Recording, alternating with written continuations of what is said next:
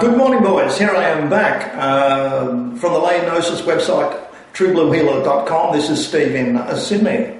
I'm going to do a slightly longer commercial because everyone seems to miss it because it's been too short in my 400 videos. But I'll be making more videos about a wider range of subjects. And I'll just remind you that if you're buried in the ever-increasing avalanche of mis and disinformation in the form of advertising and pseudo-information given to you as clickbait, there's a way of getting through all that with layman's gnosis, which actually enables you to sift through information, navigate through it with some clarity of mind, and that includes physical signals too.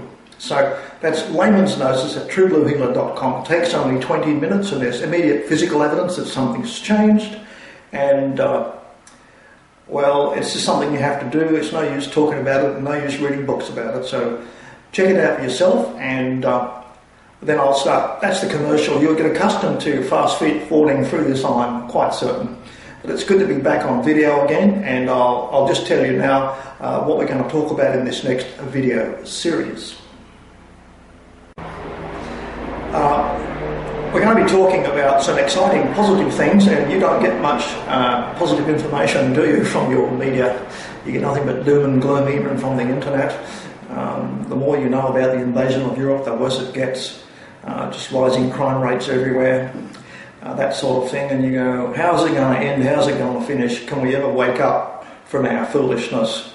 Well, the answer is likely we can.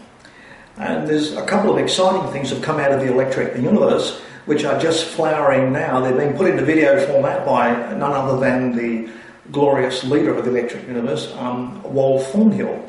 And a couple of things have come out of electric universe very recently, and I'll be trying to explain them to you in some detail for layman's understanding.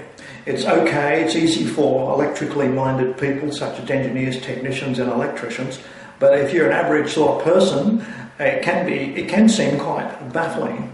And the two things coming out of the electric universe that are very exciting are, finally, after 300 years, gravity is more than a formula. Suddenly, they're saying out of electric universe that there's testable hypothesis to the effect that gravity is actually a force, and it's the resultant of it's a tension. It's the resultant of pulling and pushing forces. So you can't just reduce it to a simple formula like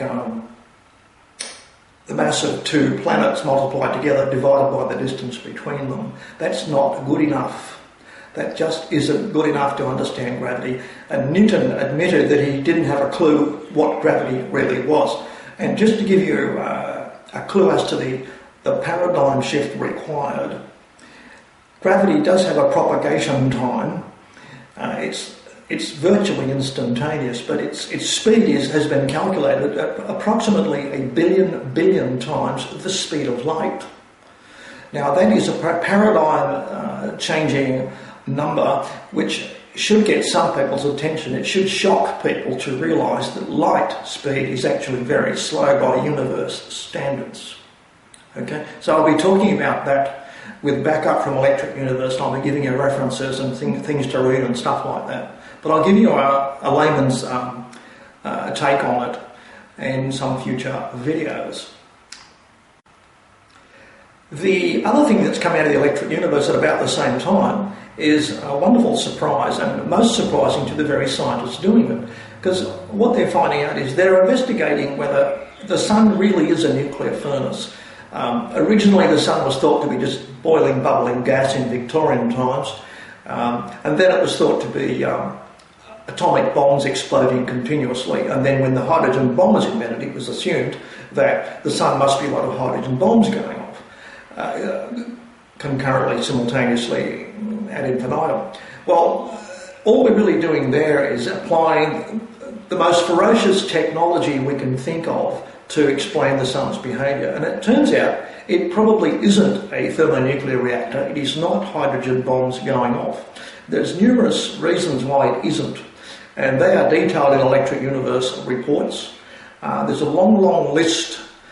Now, the problem is that the nuclear sun theory is almost the heart of Well, it certainly sits in the crown of the Big Bang Theory, which is all falsely based on the redshift. So now, what's happened to the electric universe to change this? Well, getting out slowly via the internet, which no other scientific theory has had the good fortune to get it through society. The electric universe has started testing the simple hypothesis: can you get a vacuum chamber, which is basically a big radio valve, and put 400 volts on it, and just start measuring what's actually happening in there inside a vacuum chamber? What actually happens at just 400 volts? Two things have been noticed happening. You get like a plasma sheath around the anode. That's what receives the electrons from the cathode. And what happens is you get like a sphere of electric charge around the anode, and every now and again it belches off a vast amount of charge, so that it's not unlike a coronal mass ejection, a CME, that has gross effects on our weather sometimes and is thought to cause plagues on Earth, virulent pathogens that wipe out 3/4 of the human race and the animals. Okay, so if they can do that in just 400 volts in a tube with a few $1,000s and some very cheap test equipment, who knows what they could do in 5 or 10 years' time. So that's exciting. Now, more exciting than that is the fact that by simply putting cameras in there and very high resolution spectrometers, they found, wait for it, at 400 volts, products of fusion. Products of fusion are observed. That's helium nuclei, H2 helium nuclei coming out of this electric fizz. Totally unexpected, and it staggered the scientists who measured it and recorded it. So it may still be possible to produce a fusion reaction literally in your backyard with some kind of a big vacuum jar, who knows. This is likely good news for a lot of people around the world, where we're still stuck with fossil fuels, aren't we? That's a serious problem. Further supporting the fusion theory was the fact that the 1800 watt power supply, which was feeding just 400 volts into the vacuum chamber to make the electric fizz, caused like some kind of swirling local reaction, internal self-regenerative reaction inside the tube. Not completely understood, but from the power supply it momentarily spiked at 1.8 megawatts. Totally unexpected.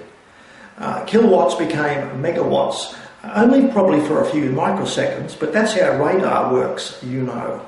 You can get a virtual power of hundreds of megawatts coming out of a radar dish because it's got 60, 70 decibels gain, right? But you're really only putting a kilowatt up there.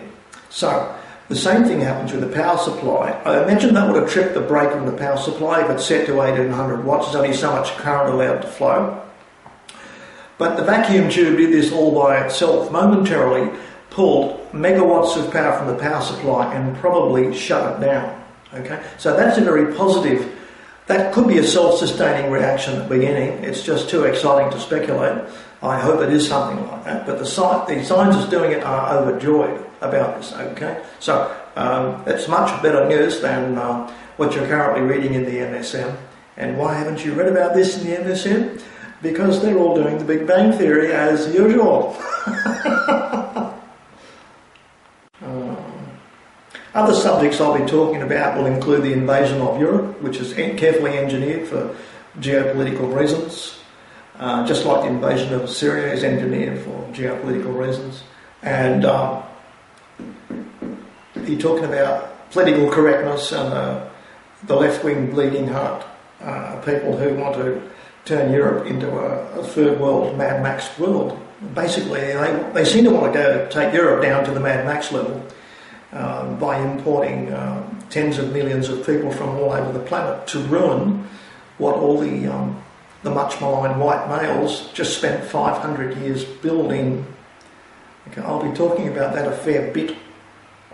I've got lots of information about that, and I'll be talking about political correctness, which reared its ugly head up this morning on Sydney television. We had the left-wing journos complaining about one Barry Humphries, who you probably better know as Dame Edna Everage, and a famous female impersonator, a mirthful character. Always good for saying the wrong thing at the right time.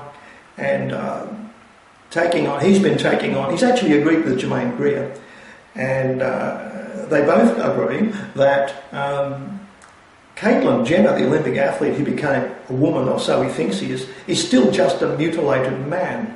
That phrase was used.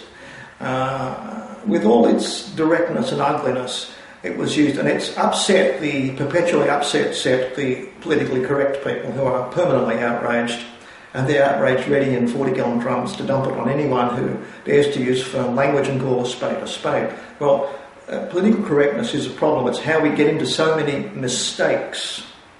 They're saying, you can't say that, that will offend the transgender people.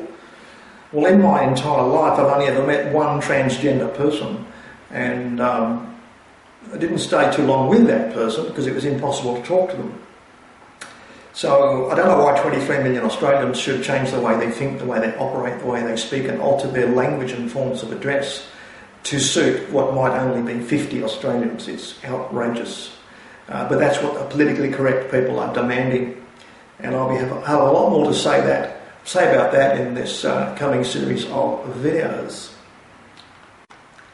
I'll also be talking about Islam. I'll be giving Islam a bit of a hiding, and I'll be explaining why you can just go along with things and be quite innocent of the cruelties and ugliness of any book that you go through, just because it's your basic nature.